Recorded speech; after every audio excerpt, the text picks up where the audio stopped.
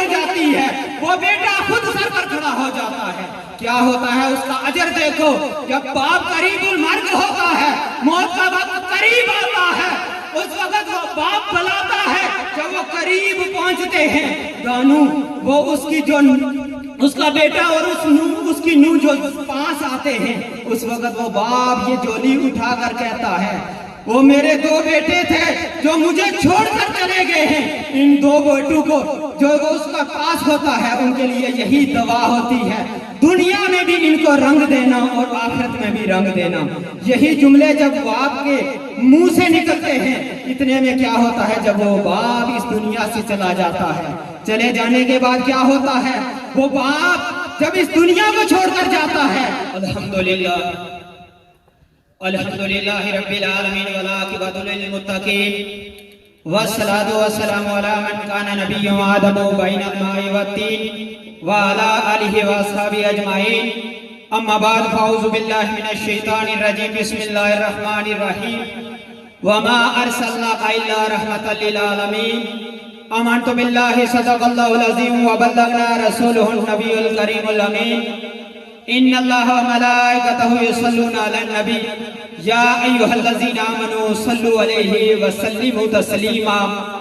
तमामी अहबाब मोहब्बत के साथ, प्यार के साथ, इस अकीदे के साथ कि आप सरजमीन मुस्तफाबाद खुडिया में बैठकर मदीने वाले आका की बारगाह में दरूद व सलाम पढ़ रहे हैं। मदीने वाले आका आपका दरूद व सलाम। बाबा से बुलंद पढ़े अस्सलातु वस्सलामु अलैका या सय्यदी या रसूलल्लाह व अला आलिका व अस्हाबिका या हबीबल्लाह। अस्सलातु वस्सलामु अलैका या सय्यदी या रसूलल्लाह व अला आलिका व अस्हाबिका या रहमतल लिल आलमीन। बिरादरान इस्लाम, आज हम जिस शख्सियत के खत्म पर जमा हैं, वो किसी तारीफ की मोहताज नहीं थी। वो शख्सियत किसी नाम की मोहताज नहीं थी। वो ऐसी शख्सियत थी जिसे इस खित्ता-ए कश्मीर में हाजी मोहम्मद सलमान साहब के नाम से दुनिया जानती थी। अगर वो बच्चों की महफिल में बैठते थे, ऐसे महसूस होता था कि एक बच्चों की महफिल में एक बुजुर्ग हस्ती बैठी हुई है, वही महफिल सजाए हुए बैठे होते थे।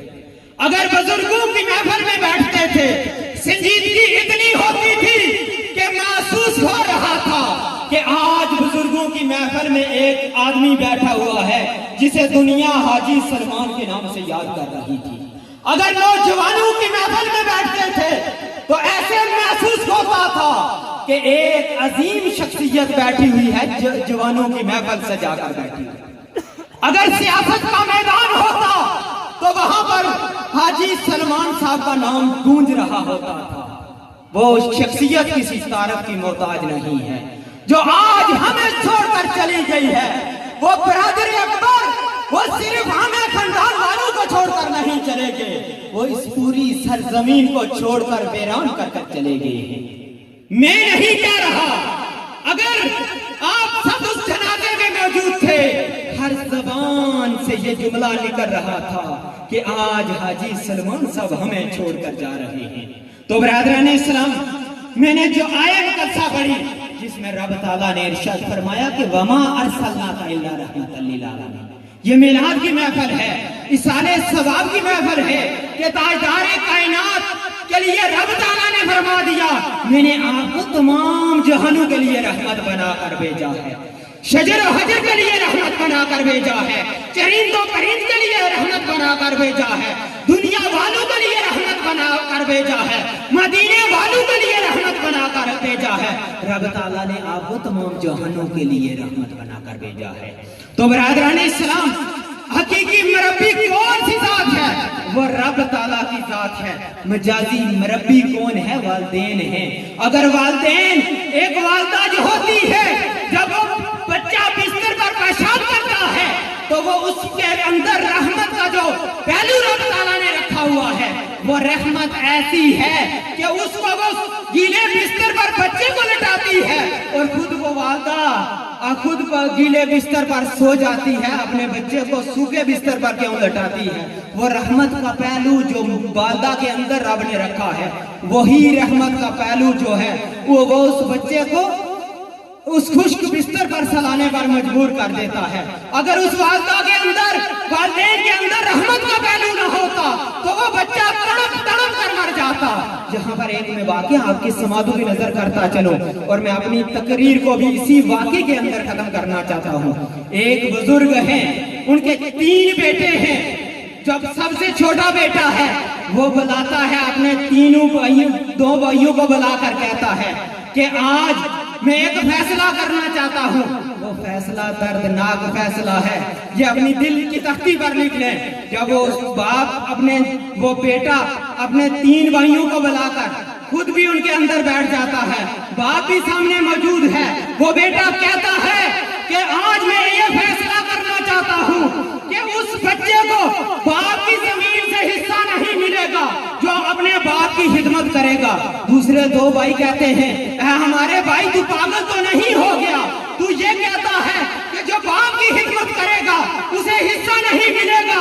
इतने में क्या होता है, वो कहता है मैं ही पागल बनता हूँ, मैं अपने बाप की खिदमत करूंगा, मुझे जमीन में से कोई हिस्सा चाहिए नहीं।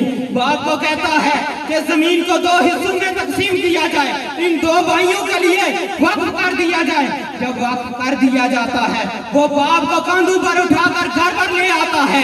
जब घर में लेकर आता है अपनी बीवी से कहता है मेरी वाइफ, तूने मेरे बाप की हिफाजत करनी है, इसकी देखभाल करनी है, मैंने भी देखभाल करनी है।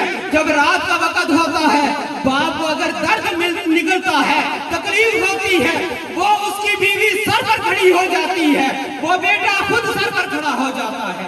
क्या होता है उसका अजर देखो। जब बाप करीबुल मर्ग होता है, मौत का वक्त करीब आता है, उस वक्त वो बाप बुलाता है।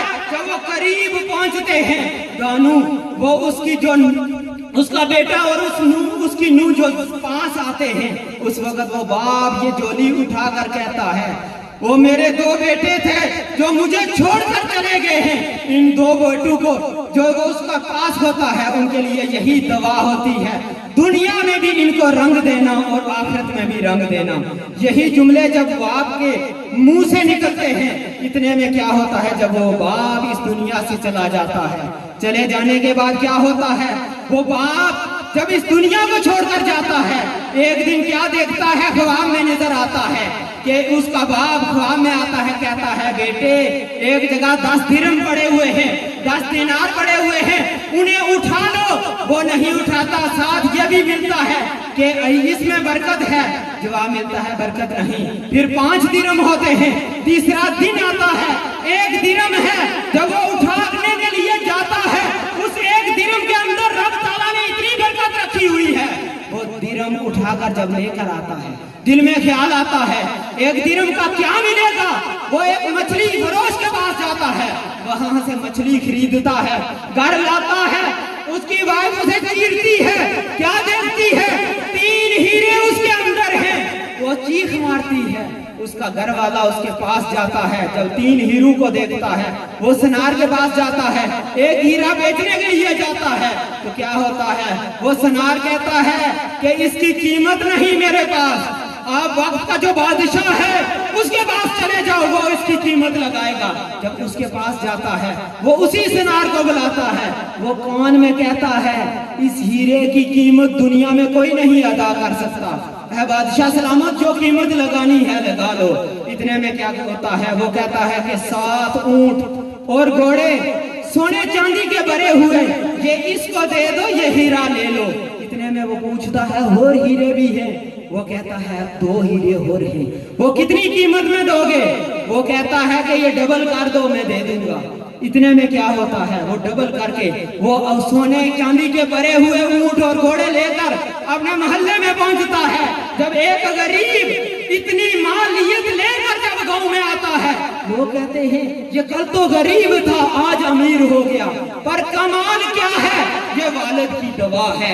जब वालिद की दवा के लिए हाथ उठते हैं तो फिर क्या होता है, कामयाबियां मुकद्दर बन जाती हैं। चाहे वो बंदा समुद्र का सफर करे, चाहे वो आसमानों का सफर करे, तो क्या होता है, नाराए तकबीर,